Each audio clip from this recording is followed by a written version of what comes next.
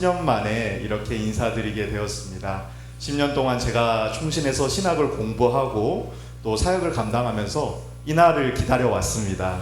제가 우리 사랑하는 성도님들과 함께 말씀을 드리는 이 날이 정말 행복할 것 같아서 기다렸었는데 오늘 만나 뵙게 돼서 참 감사합니다. 성도님들께서 저의 어린 시절 성장 배경을 다 봐서 아시겠지만 저는 어린 시절에 굉장히 말썽꾸러기였습니다. 공교롭게도 앞에 김수일 장로님께서 착석해 계시는데 제 초등학교 1학년 때 유초동부 부장이셨습니다. 부장 장로님이셨는데 그때 장로님께서 당회 때 저희 아버지를 만나서 재현이 때문에 예배가 너무 힘듭니다 라는 말씀을 하셨다고 합니다. 장로님께서 기억이 나실지 모르겠는데 그렇게 어리고 철없던 제가 정말 성도님들의 사랑과 기도에 힘입어서 이렇게 잘 성장할 수 있었습니다. 담임 목사님께서 제가 가끔 전화를 드리면 항상 기도 끝에 이런 말씀을 하셨습니다. 김전도사, 기도 가운데 만나세라는 말을 항상 꼭 해주셨습니다. 그 말씀이 제게 늘 힘이 되었고 그래서 저도 날마다 일광교회를 위해서 기도하였고 성도님들의 또 기도를 받아서 제가 이날까지 올 수 있었던 것 같습니다. 그래서 오늘 이 말씀을 나누는 이 자리 가운데 참 감사하고 또 성도님들께도 이 시간 은혜가 가득하기를 간절히 소망합니다. 네, 벌써 10월이 되었습니다. 가을이 무르익고 어느덧 추수의 계절이 되었습니다. 제가 농사에 대해서 정확하게 잘 알지는 못하지만 농사를 함에 있어서 중요한 것들이 많이 있습니다. 비옥한 땅도 중요하고 또 좋은 날씨, 좋은 기후도 중요할 것이고 요즘은 기술이 많이 발전해서 농사에 대한 과학기술 또 농부의 노력 등 중요한 것들이 많이 있습니다. 그런데 그 중에서 제일 중요한 것이 무엇일까요? 맞습니다. 비입니다. 비가 내리지 않는다면 농사가 이루어질 수 없습니다. 무언가를 먹어야지만이 살아갈 수 있는 존재인 우리들에게, 사람들에게 비는, 농사를 좌지우지하는 이 비는 생명과 직결된 것입니다. 벼는 물이 필요합니다. 비가 내리지 않아서 논이 말라버리면 벼는 금방 시들 수밖에 없게 됩니다. 최근에 우리가 뉴스를 통해서 강릉의 가뭄 소식을 들어서 아는 것처럼 비가 내리지 않는 땅은 그야말로 절망의 땅이 됩니다. 마찬가지로 우리들의 삶에 하나님께서 은혜의 단비를 내려주시지 않는다면, 하나님께서 생수의 강물을 허락해 주시지 않는다면 우리들의 삶은, 우리들의 마음밭은 메마른 절망의 땅이 될 수밖에 없습니다. 우리들의 삶에 하나님께서 베푸시는 이 은혜가 오늘 우리 가운데 가득해야 될 줄 믿습니다. 하나님께서 오늘 이 말씀을 통해서 우리들에게 필요한 은혜를 주시고 또 이 은혜를 통하여서 우리가 새롭게 비상할 수 있는 힘을 얻기를 간절히 소망합니다. 이른 비와 늦은 비라는 말은 우리가 성경에서 많이 들어본 표현입니다. 오늘 본문 23절을 보니 그가 너희를 위하여 비를 내리시니 이른 비를 너희에게 적당히 주시리니 이른 비와 늦은 비가 예전과 같을 것이라 라고 말씀하고 계십니다. 그런데 우리가 성경을 통해서 이 이른 비와 늦은 비라는 단어를 많이 들어봤지만 실생활에서는 조금 생소한 개념입니다.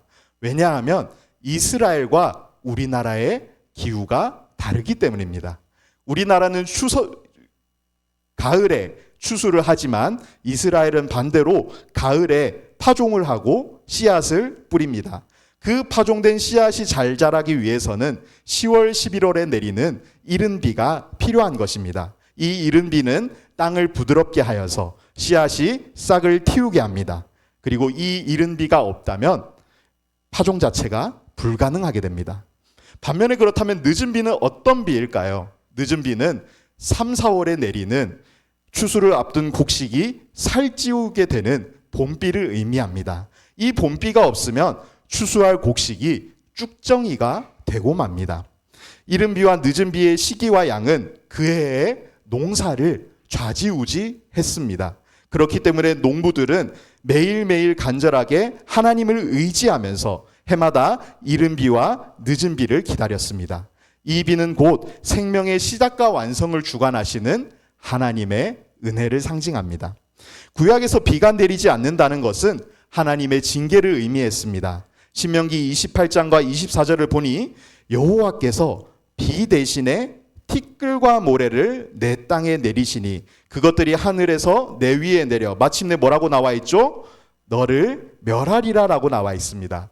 하나님께서는 하나님을 의지하지 않는 교만한 자들을 꺾으시고 이러한 징계를 내리실 것이라고 말씀하셨습니다. 그러나 하나님께서는 하나님 앞에 철저히 엎드리고 하나님을 의지하는 겸손한 자에게 은혜를 베푸시는 하나님이십니다. 신명기 11장 14절에서도 이른 비와 늦은 비를 언급하면서 너희가 곡식과 포도주와 기름을 얻으리라 라고 하나님께서 말씀하십니다. 하나님께서는 하나님을 의지하고 하나님께 구하는 자에게 삶의 모든 것을 풍요롭게 하시는 하나님이십니다. 그런데 여기서 중요한 것은 이른 비와 늦은 비 중에 한 비만 내려서는 안 된다는 것입니다. 만약에 이른 비가 내렸는데 늦은 비가 내리지 않는다면 파종을 할지라도 그 곡식이 쓸모없는 상태가 될 것입니다. 만약에 이른 비가 내리지 않고 늦은 비만 내린다면 시작조차 할 수 없어서 결과물이 있을 수가 없습니다. 이른 비와 늦은 비의 신비는 파종과 씨앗만 잘 뿌려져야 될 뿐만 아니라 반드시 추수의 결실이 있어야 함을 의미합니다. 하나님께서는 이미 일광교회 가운데 이른 비의 은혜를 주셨습니다. 그리고 사랑하는 성도님들께도 이 이른 비의 은혜를 이미 주셨습니다. 제가 말씀을 준비하면서 네이버에 대구 일광교회를 검색해 봤습니다. 인터넷에 한국 향토문화전자대전이라는 백과사전이 있는데요. 일광교회의 설립 때부터 지금까지의 발걸음을 상세히 설명하고 있습니다. 혹시 이 문서를 보신 성도님이 계실까요? 집사님 보셨습니까? 네. 일광교회는 1951년 12월 16일 한국전쟁 당시 피난 온 7명의 성도가 남구 대명동에 있는 소규천 전도사의 가정에서 대광교회라는 이름으로 첫 예배를 드리며 시작되었다라고 소개를 시작합니다. 우리 성도님들은 다 아시는 사실이지 않습니까? 저는 사실 대광교회라는 이름이 있다는 것을 처음 알게 되었는데요. 이후에는 1953년 5월 27일에 지역의 대화재로 예배당이 전소가 되어서 다시 예배당을 지은 역사와 1977년 6월 24일 교회 명칭을 일광교회로 변경한 것과 1986년 4월 21일 지금의 예배당을 건축했고 2009년 5월 9일 교육관이 세워졌다는 역사까지 상세하게 소개하고 있었습니다. 그런데 제가 이 사전에서 가장 인상 깊었던 한 문장이 있었습니다. 마지막에 일광교회의 의의와 평가에 대해서 소개를 하는데요. 이렇게 나와 있었습니다. 일광교회는 한국전쟁 이후 대구광역시 중구 남상동 지역의 개신교 전파 과정과 지역사회에서 개신교의 위상과 역할을 연구하는 데 필요한 교회이다. 우리 성도님들께는 이러한 자부심이 있으십니까? 아멘. 하나님께서 한국 전쟁, 민족의 대비극의 상황 가운데 눈물로써 이 교회를 세우게 하셨습니다. 그리고 하나님께서는 말씀의 이른비를 주시고 기도의 이른비를 주시고 은혜의 이른비를 주셔서 오늘 이날까지 우리 일광교회를 그리고 우리 사랑하는 성도님들을 은혜의 대로로 인도하셨는 줄 믿습니다. 더불어 오늘 우리가 기억해야 되는 것은 이미 이른비의 은혜를 받은 우리들이 여기에서 그치는 것이 아니라 반드시 늦은 비의 은혜를 받음으로 추수를 하는 저와 여러분들이 되기를 간절히 소망합니다. 오늘 본문은 요엘서입니다. 요엘서를 생각하면 무슨 단어가 가장 먼저 떠오르시나요? 네, 재앙이 떠오르기도 하고 메뚜기라는 말이 떠오르기도 합니다. 요엘서는 유다의 국가적 위기 가운데 주의 백성들에게 미래에 있을 일을 경고하는 성격을 가지고 있습니다. 그 중에서 여호와의 날이라는 말이 계속해서 나오는데요. 1장 15절과 16절을 보니 슬프다 그날이여. 어떤 날이 가까웠다 하고 있죠? 여호와의 날이 가까웠다고 말합니다. 곧 멸망같이 전능자에게로부터 이르리로다. 먹을 것이 우리 눈앞에서 끊어질 것이며 기쁨과 즐거움이 우리 하나님의 성전에서 끊어질 것을 경고하고 있습니다. 요엘 선지자가 선지자의 역할을 감당하는 그 시기에는 요아스라는 남유다의 왕이 통치하던 시기였습니다. 요아스는 이른비의 은혜를 받은 왕이었습니다. 그는 7살에 왕이 되어서 우상숭배를 척결했고 무너진 성전을 재건했으며 종교개혁을 일으켰던 훌륭한 왕이었습니다. 그러나 그에게는 이른 비의 은혜가 있었으나 늦은 비의 은혜는 없었습니다. 그의 멘토인 여호야다 대제사장이 죽게 되자 요아스는 믿음을 잃게 되었고, 그리고 그는 우상 숭배에 다시 빠지게 되었습니다.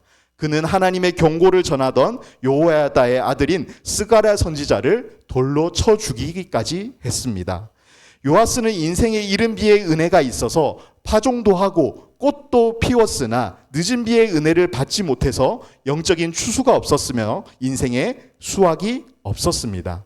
그리고 이 시기에는 요아스 왕뿐만 아니라 유다 나라 전체도 더불어 영적인 침체와 영적인 타락에 빠지게 되었습니다. 그래서 요엘 선지자는 방금 읽었던 15절에서 여호와의 날을 언급한 것이며, 요엘서 1장과 2절에서는 전례에 없었던 메뚜기 제왕과 가뭄에 대해서 말하고 있습니다. 그러나 오늘 읽어보았던 본문에서 놀라운 은혜의 대반전이 일어납니다. 하나님께서는 주의 백성들을 구원하시는 날 황폐한 땅을 치유하시고 주의 영을 부어주실 것을 말씀하십니다. 요엘서는 주의 백성들에게 회개를 권하는 책입니다. 하나님께서 재앙 이후에 백성들을 회개에 대해 반응하셔서 이 땅을 회복시킬 것을 말씀하십니다. 그래서 21절을 보니 땅이여 두려워하지 말고 기뻐하며 즐거워할지다 여호와께서 큰 일을 행하셨음이로다 라고 말하고 있습니다.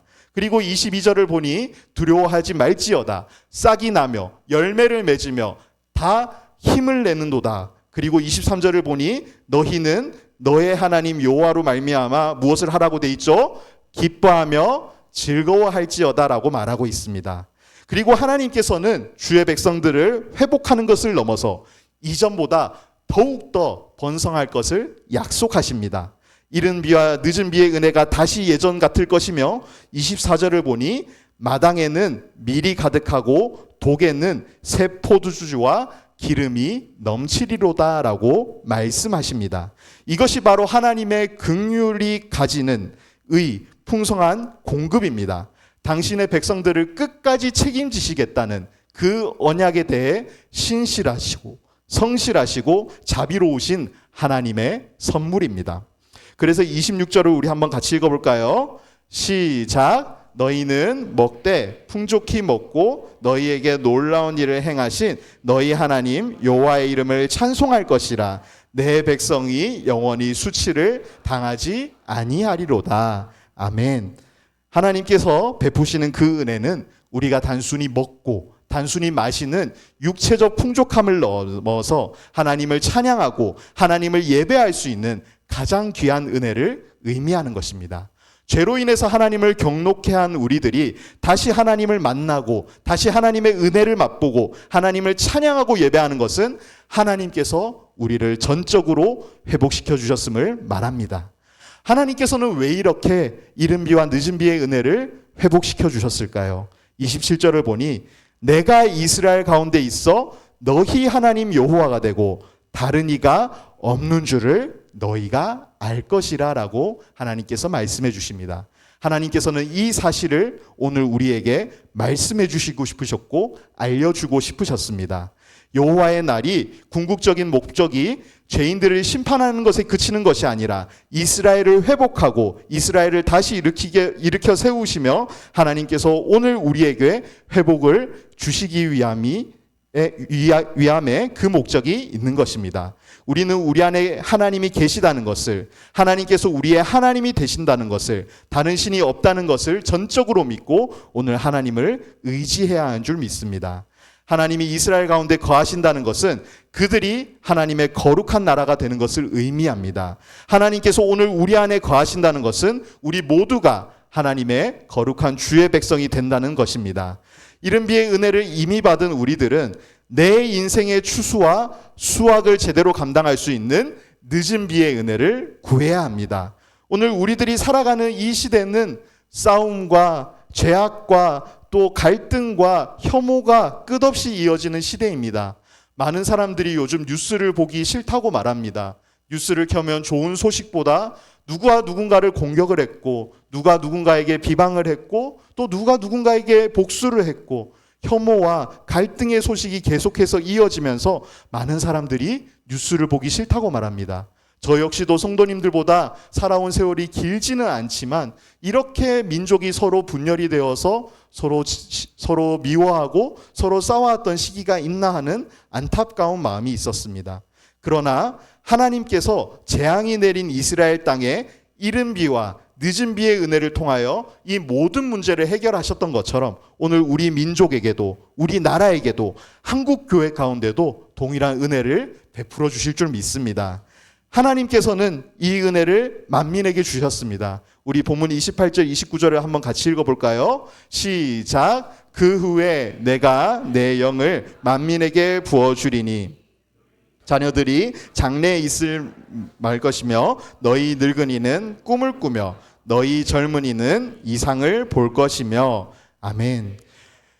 요엘 선지자는 하나님의 빛나는 새 약속이 지도자들에게만 고위 관직들에게만 국한되는 것이 아니라 나이가 많은 사람들에게도 나이가 어린 사람에게도 남자에게도 여자에게도 모든 만민들이 차별을 받지 않고 이 은혜를 누릴 것을 약속하십니다. 그렇다면 구체적으로 우리는 늦은 비의 은혜를 받기 위해서 어떻게 해야 합니까? 첫 번째로 우리는 회개하며 하나님 앞에 거룩하게 서야 합니다. 본문 앞서 있는 2장 15절과 16절을 보면 너희는 시온에서 나팔을 불어 거룩한 금식일을 정하고 성회를 소집하라. 백성을 모아 그 모임을 거룩하게 하고라고 나와 있습니다. 요엘 선지자는 제사장들을 향하여 나팔을 불어 금식일을 정하고 성회를 소집할 것을 촉구했습니다. 그렇다면 이 거룩한 자리에는 누가 와야 할까요? 이 거룩한 자리에는 16절을 보니 젖먹는 아기부터 장로들, 신랑과 신부, 즉 남녀노소를 분문하고 이스라엘의 백성이라면 이 거룩한 자리에 서야 한다는 것을 하나님께서 말씀하십니다.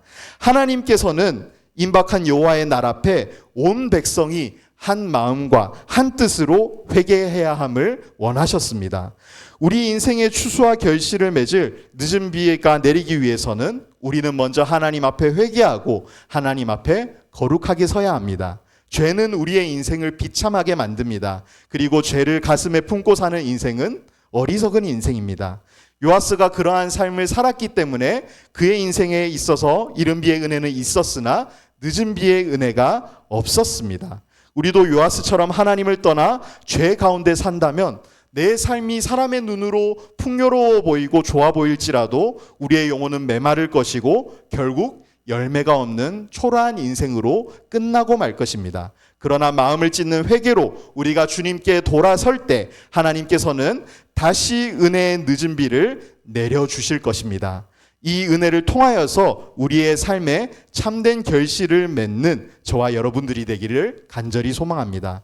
두 번째로 우리는 어떻게 해야 될까요? 두 번째로는 늦은 비의 은혜를 우리가 얻기 위해서는 하나님의 긍휼을 철저히 구해야 합니다. 죄인이 할 수 있는 것은 오직 하나님의 은혜를 구하는 것뿐입니다. 17절을 보면 여호와여 주의 백성을 불쌍히 여기소서 주의 기업을 욕되게 하여 나라들로 그들을 관할하지 못하게 하옵소서라고 제사장들은 울며 하나님께 간구했습니다. 제사장들은 이렇게 백성들과 하나님 사이에 서서 눈물로 간구했지만 그들은 인간적 결함이 있었기 때문에 죄 문제를 해결할 수 없었습니다. 그렇기 때문에 여호와여 주의 백성을 불쌍히 여기소서라는 간절한 기도를 할 수밖에 없었습니다.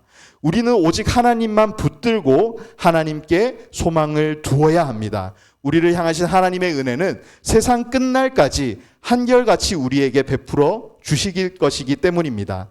성령의 기름 부으심의 늦은 비의 은혜가 오늘 우리에게 시작된다면 겉으로는 내가 노력한 것 같고 겉으로 보면 내가 일한 것 같지만 실제로는 누군가 내 안에서 역사하시고 누군가 내 안에서 인도하고 계심을 우리는 알 것입니다. 그렇기 때문에 오늘 우리는 날마다 하나님의 긍휼을 구해야 합니다. 주여 주의 백성을 불쌍히 여기소서. 우리가 날마다 간구할 때마다 18절을 보니 그때 여호와께서 자기 땅을 극진히 사랑하시어 그의 백성을 불쌍히 여기실 것이라고 말씀하십니다. 우리는 무엇을 기도하고 무엇을 구하든 하나님의 영광을 구해야 할 것이며 하나님의 긍휼을 구하며 철저하게 하나님 앞에 엎드려야 합니다. 그때 우리는 반드시 응답받을 줄 믿습니다. 우리가 이것을 그대로 믿을 때 하나님께서는 우리를 불쌍히 여기실 것이며 우리 인생 가운데 늦은 비의 은혜를 허락하셔서 추수의 결실을 허락하실 줄 믿습니다. 사랑하는 성도 여러분, 혹시 삶 가운데 누구에게도 말 못할 어려움이나 또 누구에게도 말 못할 재앙이 눈앞에 놓여 있으십니까? 우리 모두는 내 가족에게도 내가 존경하는 목사님에게도 말 못할 어려움을 다들 품고 삽니다. 경제적으로나 건강적으로나 관계적으로나 모두 어려움을 겪고 살아가고 있으며 또 직장에서나 학업에서나 또 가정에서나 심지어 교회에서 누군가에게 관계에 어려움이 있어서 내 삶에 재앙이 들어닥칠 때가 있습니다. 이러한 재앙이 우리들에게 닥친다면, 이러한 어려움이 우리들에게 계속 찾아온다면 우리들의 영은 침체되고 맙니다. 저 역시도 영적으로 침체되어서 주의 일을 감당함에 있어서 어려웠던 시기가 있었습니다. 바로 작년에 있었던 일인데요. 아시는 성도님들이 몇 분 있으실 텐데 제가 사실 작년에 총신대 신대원에서 설교 대상을 수상을 했습니다. 하나님께서 맡기신 영혼들을 말씀으로 잘 가르치라고 하나님께서 그 상을 제게 주셨는데 저에게는 교만이라는 씨앗이 싹트기 시작했습니다. 총신대에서 상을 받았다고 내가 전국에서 설교를 제일 잘하는 전도사야 라는 교만이 알게 모르게 제 마음 가운데 자리 잡았고 또 정말 내가 더 알려지기 원하는 그러한 교만이 제게 알게 모르게 자리 잡혔습니다. 하나님께서 설교로서 상을 받게 하셨는데 아이러니하게도 영적인 침체는, 영적인 슬럼프는 그 직후에 바로 왔습니다. 그래서 하나님의 일을 감당하기에, 사역을 감당하기에 힘겨웠던 시간이 있었습니다. 그때 제가 한 찬양을 듣고 제 마음이 와르르 무너졌던 경험이 있습니다. 우리가 잘 알고 있는 찬양 인도자 강명식 씨의 진리라는 찬양인데요. 가사가 이렇습니다. 하나님 사랑 변치 않는다. 하나님 사랑 변치 않는다. 세상 다 변하고 날 버린다 해도 하나님 사랑 변치 않는다. 그 다음 가사가 하늘의 것을 구하면 산다. 하늘의 것을 구하면 산다. 세상 헛된 것에 소망 두지 말고 하늘의 것을 구하면 산다. 정말 가사가 많지는 않은데 이 짧은 메시지가 제게 큰 울림을 줬습니다. 혹시 귀가하시다가 기회가 되면 한번 들어보시기를 권장해 드리는데요. 우리가 영적인 침체에 빠졌을 때, 때로는 우리 삶에 재앙이 다가왔을 때 우리가 구할 것은 다른 것이 아닙니다. 바로 하나님의 은혜입니다. 우리에게 허락하시는 오직 하나님의 은혜를 우리가 구해야 합니다. 하나님께서는 오늘 우리 가운데 계시며 오직 유일한 하나님 여호와가 되십니다. 그래서 우리가 영원히 수치를 당하지 않도록 하나님께서 은혜를 베풀어 주실 것입니다. 그 은혜가 우리 가운데 있을 때 우리가 주저앉을지라도 우리가 쓰러질지라도 하나님께서 은혜로 벌떡 일으켜 주실 줄 믿습니다. 그리고 이러한 동일한 은혜가 오늘 일광교회 가운데 있을 줄 믿습니다. 여전히 한국교회가 여러 어려움이 산적한 상황 가운데 놓여 있지만 우리가 하나님 앞에 거룩하게 서고 하나님의 긍휼을 간절히 구할 때 일광교회 가운데 이른 비의 은혜를 베푸신 하나님께서 늦은 비의 은혜를 베풀어 주셔서 추수를 완성케 하실 줄 믿습니다.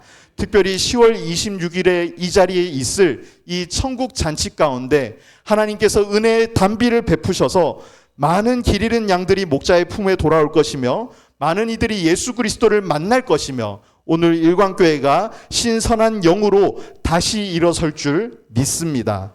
우리가 이 은혜를 믿고 하나님께 구할 때 하나님께서는 전에 번성하였던 것처럼 회복을 넘어 부흥을 허락하실 줄 믿습니다. 주여, 주의 백성을 불쌍히 여기소서. 하나님께서 반드시 은혜를 베풀어 주시고 응답하실 줄 믿습니다. 제가 기도하고 말씀을 마무리하겠습니다. 자비로우신 주님 참으로 감사합니다. 민족의 대비극인 한국전쟁 가운데 말씀의 이른비와 은혜의 이른비를 통하여서 일광교회를 세우신 주님께서 오늘 일광교회 가운데 늦은 비의 은혜를 허락하실 줄 믿습니다. 주의 백성들이 한자리에 모여서 하나님의 은혜를 간구하고 하나님의 긍휼을 구할 때 하나님께서 풍성한 은혜로 채워주시고 전에 번성하였던 것처럼 회복을 넘어 부흥의 역사로 나아가는 일광교회가 되게 하여 주시옵소서. 특별히 세우신 담임 목사님을 통하여서 날마다 은혜의 생수가 강단에서 흘러넘쳐서 모든 성도들이 하나님을 바라보며 하나님의 은혜에 흠뻑 젖어서 하나님께 영광 돌리는 일광교회가 될 수 있도록 주님 붙들어 주시옵소서. 예수님의 이름으로 간절히 기도드립니다. 아멘.